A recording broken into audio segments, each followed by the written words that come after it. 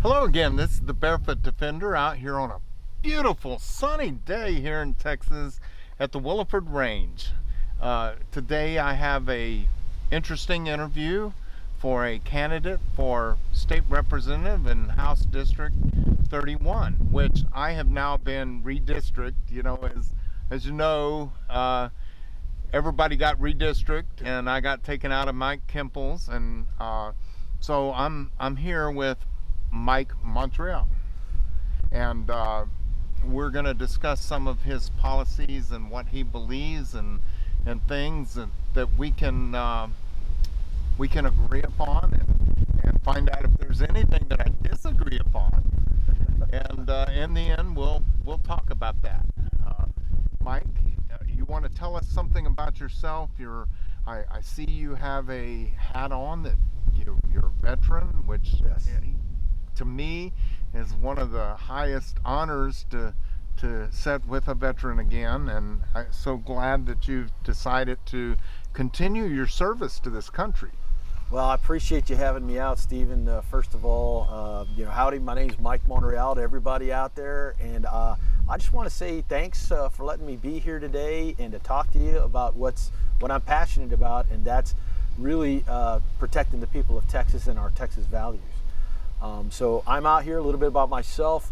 I'm a 28-year naval officer, retired as a Navy captain, Naval Construction Forces, the Fighting Seabees. If you've ever seen the John Wayne movie, that's what I did.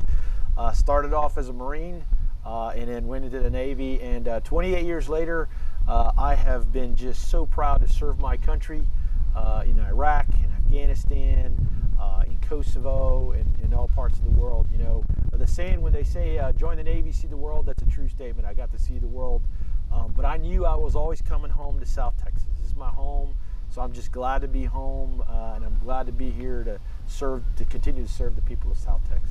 Amen. And I'm going to tell you, I'd never want to live anywhere else than Texas. I'm deep rooted here, fourth generation. I love it. Yes, sir. It's where my kids are and where my grandbabies are now too, and never going anywhere. So let's talk just for a short moment, because it just happened. Your opponent just flipped from the Democratic Party to the Republican Party. Why do you think that happened? You know, it's an interesting timing of when he flipped. You know, the redistricting happened, and he flipped after redistricting, and I've got to question whether, he's going to call himself a conservative. Is that of convenience? Because I can tell you I'm a conservative of conscience, not of convenience. And, I am tired of career politicians and the career politician games, and I want to replace a politician with a patriot. And that's where my heart is the Constitution should not be trampled on by any executive or by any legislature that can give away or think they can give away their authority. It doesn't work that way. Our constitutional rights are sacred, and we've got to keep them that way. That is really cool that you should bring up our Constitution. So according to our Constitution, we as a state, actually the state laws through the 10th Amendment should override the federal government laws. Is that correct? Well, there are plenty of laws in there, and I'm not a lawyer, and I'm not going to say that I can interpret the laws as a lawyer would, but I do know that the Constitution is really what I hang my hat on. And if the federal government relinquishes their responsibility, i.e. to protect us along our border from invasion, then the state has the responsibility to protect its citizens, from invasion, and that's allowable. Absolutely. And what I would say is, if you really read the Constitution, the only power the federal government has over the state is actually through interstate commerce. That's right. Otherwise, and the Constitution is very straightforward in saying anything not granted, any powers not granted are null and void. And it does not grant the federal government the right to confiscate, ban, or regulate a product that is made in Texas and sold only in Texas, which brings up the next thing I'm going to ask you. Because in the last legislative session, Texas, we passed a law saying that it is called the Suppressor Freedom Act, saying any suppressor built in the state of Texas, stamped with made in Texas, and not sold over state lines, the federal government can't regulate and therefore is no longer under the NFA Act. What do you think, how can Texas as a state protect any individual like myself that should buy a suppressor made in Texas and not go through NFA regulations, or a producer that produces a suppressor? How can the state of Texas protect what is considered in Texas legal and the FBI or the ATF decides is illegal? Well, Stephen, just like you said, if in our own, interpretation of that Constitution that says, hey, we can actually, within the state, not interstate, but make these suppressors and keep them, then by God, we should be able to do that and keep that in the state, because that's our right. And that's where I go back to the constitutional rights, that we can just continue to keep them and make sure that we're not going to be trampling on the rights. As I said from the very beginning, that's what I represent. We should legislate then laws that will help us keep those rights, protect those rights, and protect the values. But that being said, so there's been a test case in another state where, I think it was Kansas City, where they did the same thing, and the guy producing the suppressors got arrested by an ATF agent, drug in on federal charges, and they fought it out, and he got a felony on his record, can no longer own any firearms. The state of Kansas did nothing to help. That's what I'm asking, is what can the state of Texas do to prevent that from happening? Well, I can tell you, as a state legislator, if I'm elected, I will be one of the legislators that will legislate those rules, those protections of the individual to be able to buy Texas products and not be criminalized by the federal government, because we have that authority under the Constitution. What do you think of the NFA Act altogether? I think they started off with good intentions, but I will say this, is that it infringes on our rights to keep and to bear arms, bottom line. So I want to make sure that maybe there's goodness in training and education, and I'm all for training and education, but I want to make sure that doesn't require or force requirements that you have to have that before you can carry arms. Because if you are a citizen, if you are able to carry, if you're able to vote, if you're able to join the military, if you're able to do all these things, then you should be able to carry an arm to protect yourself, because that's our constitutional right. Very good. So, with the NFA Act, you believe that it's okay for an individual, or should be okay for an individual, to own a full automatic? I do believe it's okay for an individual to carry a fully automatic rifle, firearm. It's our right. And how, where do you draw the line if they continue to say, well, it's fully automatic? Okay, well, there's a silencer on it, or and they're going to continue to erode our constitutional rights. You've got to stop that. I agree 100%.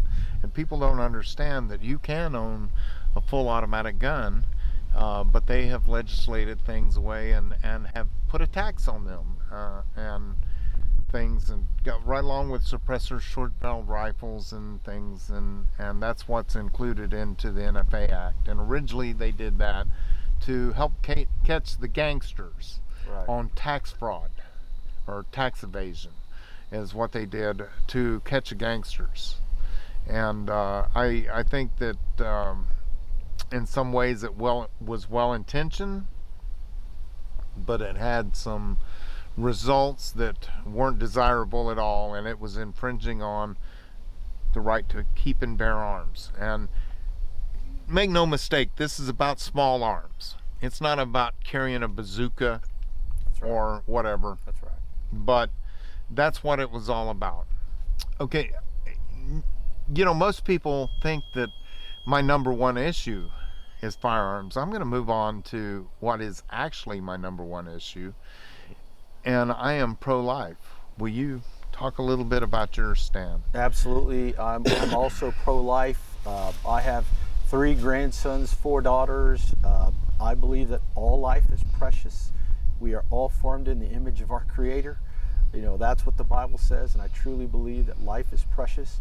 And I want to protect the unborn. I want to be the voice for those who can't speak yet, and protect those babies, because it's just disheartening. It's sad. It's disappointing that a civilized society like ourselves would allow so-called abortion to take the lives of the unborn.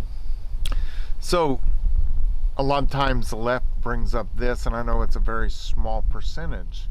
What about rape or incest? What do you believe with rape and incest? Yeah, I truly believe, again, that I think that's a very small percentage. It does happen. It's horrific. Just the thought of it is just horrific. But I still believe that life that's been created is still a life, and doesn't deserve to be taken at no fault of their own. And there are many good organizations out there that we can turn to help take care of that baby and to raise that baby, not by the state, but by good Christian charitable organizations that recognizes that that baby's alive and that we need to take care of that baby and grow that baby into a good, productive citizen that we see today.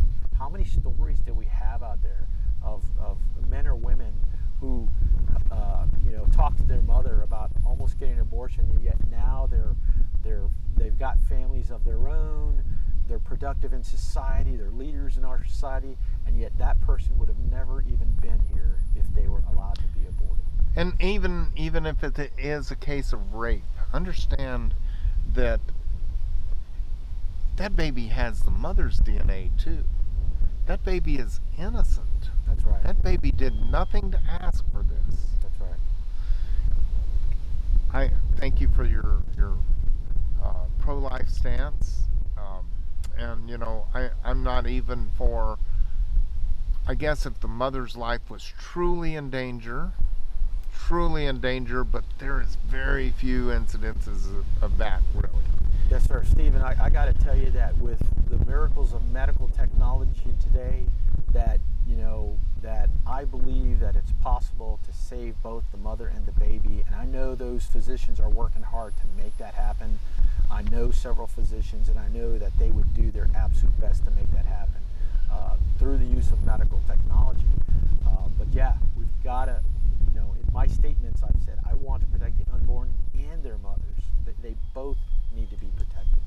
But it's not a choice of birth control at all. No, that's I mean, they say it's pro-choice. I always say that the choice was made when you jumped in the sack without protection. And, maybe that's hard for me to say, but I truly believe that fathers should be held responsible as much as the mothers. It goes too. back a little bit to accountability, right? Personal accountability may be something that has been lost in our country in the last several decades, but I truly believe we need to teach that in our educational system. Back to basic civics and being good citizens and personal responsibility and accountability, which is why I believe in being a citizen legislator, right? I want to go into the State House and I want to do my part, and I want to stay there for a term, maybe 2, but I'm also going to be legislating term limits, because I don't believe we should have career politicians. I don't believe that was ever the original intent of the founding fathers, but here in Texas and the United States, to have these guys that are sitting in office for 20, 30, 40 years.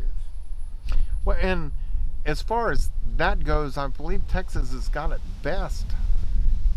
When you look at Texas and other states that meet every year, and it's a job for them. In the state of Texas, it's only $600 a month for pay. So it's not a career choice. You're doing it because you truly want to do it. I can't survive off $600 a month. So you do it because you truly want to do it, and you have to have another job to support yourself. And they only meet once every 2 years, and I really like that about Texas. I think that's a strong indicator of the original intent. You weren't meant to, be a career politician. You were meant to be doing whatever you are. In my case, an engineer in construction, part-time rancher, all this kind of stuff. That's what we were meant to do. Now I'm going to ask you. I'm going to move on to something near and dear to my heart. And I talked to both, and I've asked Abbott to talk to me about this, and I've also asked Chad Prather to come on and talk, and I have got no response. Well, I've got a strong no out of Abbott, and then I have a no response out of Chad Prather. I have had Huffines on, and I've had Alan West on, and I want to ask what you think about property taxes. Yeah, property taxes, I think we can get immediate relief. I think we can cut them in half right now. The state's in a good surplus, in a good place. And I know that there are those who say, hey, eliminate them all. And I think there's a possibility, but it needs to be studied. I think that needs to be studied because we cannot interfere, or I don't even want to impact any kind of educational educational programs at the county level, at the local level, or even at the state level. And there's different funding realms in there, but I want to make sure that the bottom line is we can get immediate property tax relief right now. Here's where you and I are going to disagree a little bit on this, and I'm going to be real straightforward on this. Sure. Because I think property taxes are unconstitutional. Sure. In our Constitution, it says that we have the right to own property. That's right. And if we have property taxes, it proves that we don't own that property. We rent that property from year to year. Sure. Because if you stop paying your property taxes, what do? They come take your property away. So you're a renter right now of all your property. I think it is unconstitutional, and we need to get back to the Constitution, and we need to make whatever things we need to do to stop it, and stop it right away. Yeah, as far as a consumption tax to take its place, or something where everybody is paying fairly for that. Me as a property owner, I homeschooled my children. I not only paid property taxes to educate everybody else's children, Sure. but I was paying on top of it for my own curriculum to educate my children. I don't mind paying for someone else's kid's education through a consumption tax or something. Sure. And Stephen, this is where I would counter with that. I do believe that's a good end state. But I think what we need to do before you go in and say, okay, axe it all, we have to understand what are going to be the repercussions. Being in the Navy, I've lived in other states that have high consumption state taxes. And the ones that are impacted are not necessarily those that are property owners. But if, say, I'm a working man, I don't own any property, I'm renting a house, yet I'm going to be paying a significant consumption tax. The average South Texan may fall into this kind of category. It says, man, I got to go pay $5 for a gallon of milk. I got to go pay $6 for a gallon of gasoline. I'm increasing various taxes across the board. And I think we just need to make sure we look at that before we say eliminate all property taxes. That's why I say immediately we can cut property taxes in half without impact and without increasing that, so that we can understand really what the impacts are going to be to the average Texan. Explain how you cut it in half then. Because there is, our state surplus is doing very well. We do have some oil revenues that are still coming in. If the oil industry isn't axed altogether, that's another thing that has to be incorporated into that, in how we, supply our educational resources. And that's where I'm going with it. It needs to be looked at, and I think that's an aspect of the legislator that they need to do. We need to set the example for the rest of the states to follow. Yes. And the rest of the states don't have that oil revenue and stuff. So we need to set an example for the rest of the states, in my opinion. Yes, sir. And if it needs to be a consumption tax, it needs to be a consumption tax. If it's unconstitutional for Texas, it's unconstitutional for New York. It's unconstitutional for the whole country. We as Texas need to take the lead and charge forward with this.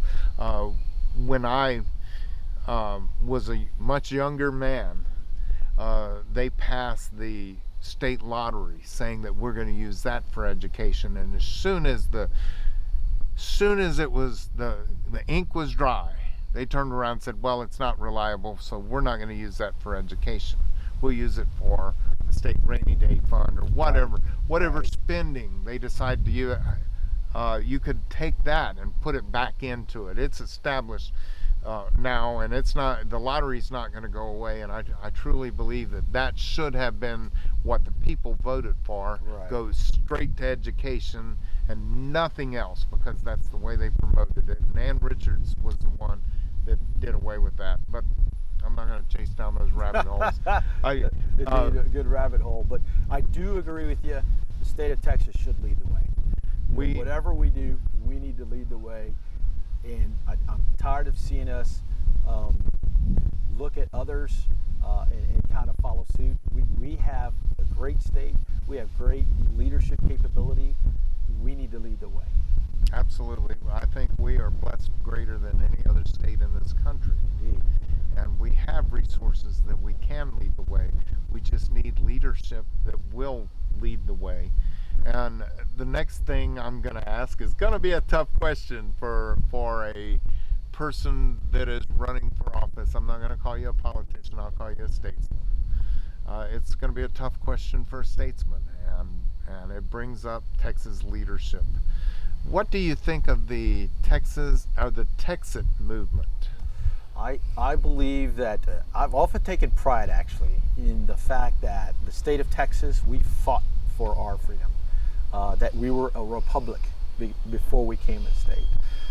I've been to the embassy in London, the Texas embassy in London. It's a proud moment. So my thoughts about the Texit organization or Texit movement is that it's there. It's written in our Texas state constitution. I have pledged my whole career, my whole life to defend the Constitution of the United States. I think that the sentiment of freedom and that Texans are fighters and that we are sons of liberty is all there. I would never say, hey, Texas should secede from the Union, but I should say, or I would say, that we have that fighting spirit that causes, that creates that ability in us to come back and say, we can lead. We can lead. Why? Because we're fighters. We know where we come from. And I've said this before, the come and take it flag is an awesome example of what Texas is about. When Santa Anna and the Mexican government wanted to take their only right to defend themselves, and they wanted to take that away, what happened? They put up hoisted that flag, come and take it, because we're fighters. And I believe that to this day, that Texans should be able to do that. I believe to this day that we're fighters, that we believe in liberty, we lead the way in this nation, and that's my spirit of Texas that I think about. If it ever came down to voting whether to give the people of Texas the right to vote to secede, would you support that? I would not support that. I would not support that. Again, I believe in the spirit of Texas, and I would fight for the spirit of Texas, and I would make sure that we fight every step of the way to lead. People know we're from Texas. When I go overseas, or when I've been out there, when people say, hey, where are you from? My first response is, I'm from Texas, and they know where Texas is. I don't have to say I'm from the United So you States. wouldn't vote for the right for the people of Texas to decide that then? Well, I would make sure that the people of Texas understand that we are part of this United States, and we fought to be a part of that, and we voted to be a part of that. But I think there are many ways for the people of Texas to send a strong message to this nation that we are not going to follow, we're not going to be intimidated, we're not going to take our rights, we're not going to allow and infringe infringements on our rights, and we'll defend it, and we'll fly that come and take it flag, as I've seen everyone here in South Texas start flying. Hey, we cannot do this anymore. If you think you can come and take our rights, come and take it. We know how this goes. We've been here before. So, what do you think, because there was legislation introduced to protect children from evasive surgery for sex change below the age of 18? What do you think about that? Do you think that there should be legislation passed to prevent that from happening? Because I personally believe that it's child abuse. I agree. I think that is absolute form of child abuse, and I think there should be legislation to oppose that form of mutilation, if you want to call it. You know, it is a... Even the hormones and the drugs. I would agree. I would agree. I do not think that's healthy for the child. It adds to any kind of mental confusion or anything. Again, I'm not a doctor. I'm not a psychiatrist or psychologist. I'm a common man that has eyes and ears, and I can see what happens to a confused child like that, and we don't need that. I would oppose that. Any efforts to do that. So I would support legislation that protects those children. And I guess in the state of Texas that we need to make sure that our vote counts and that it is the correct vote. And I guess we again looked at the Voter Integrity Act. Yeah, indeed. You know, and that's one of the things that my opponent was absent on, even though, you know, he didn't go to D.C., but he voted absent, or was absent from election integrity, which I would think would be critical, you know, in this district. I would absolutely support legislation for election integrity. You know, everywhere in the world, in other countries, they have requirements for voter IDs and regulations on absentee ballots. Why? Because you want to make sure that at the end of the day, you have confidence in the system that your vote counts, and it cannot be watered down through, you know, cheating by any process. You know, so I'm absolutely all for it, and I will absolutely vote for it. Well, thank you very much for coming on the Barefoot Defender. My pleasure. Yeah, I think we're ready and set and looking forward to shooting some of the guns here on the table and that table, and looking forward to that. This is Stephen Williford, the Barefoot Defender, and today I want to publicly endorse it. And ask everyone within my district, District 31, State District 31, to endorse Mike Monreal. Okay? We have our differences, and I've said before that me and any politicians are going to have some differences. But to be 100% pro-life and 100% Second Amendment goes a long ways to me, and to be right on protecting our youth and our children is it goes a long way with me also. Thank you very much, and now let's get to some shooting. This is the Barefoot Defender. I want to thank True Ballistics again for sponsoring my channel and if it was not for True Ballistics, we wouldn't have the ammunition to shoot here today. They supply me with all my rifle ammunition, and I really appreciate True Ballistics. Made in Kennedy, Texas. Good ammunition from Kennedy, Texas. Del Harmark and the group at trueballistics.com. Thank you very much. So here we are. We're on the range now. I'm going to shoot a 9mm short barrel rifle with a suppressor. That's a 2-stamp gun. No ear protection, because with the suppressor, we don't need any stinking ear protection. All right, let's let this thing go, huh?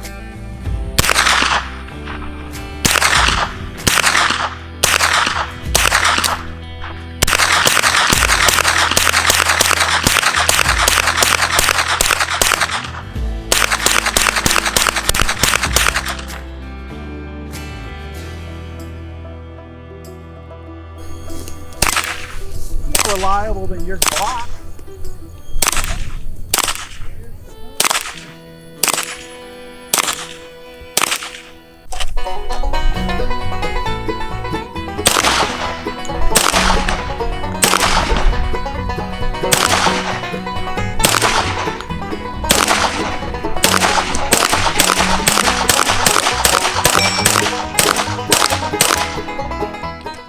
Okay, as most statesmen that I bring out here to shoot that are running for office, I want them to show the general public that they're not afraid of shooting a binary trigger, and they're not afraid of rifles that fire at a high rate of speed. So I'm out here, and we now have good, nice gun with a Texas flag representing it. And we are going to go full binary. How big is that magazine? That's a 60 round magazine. Nice. Thank you. Thank you, True Ballistics, for that. All right, we ready? Chambered it? I chambered it. Okay, that's fire. Ready? One more click. Ready? You want to take one or two semi or just open up? I'm gonna take one or two semi, get the feel of it, and then I'm gonna flip open back. it. Then I'm gonna open it. All right? Okay. All right.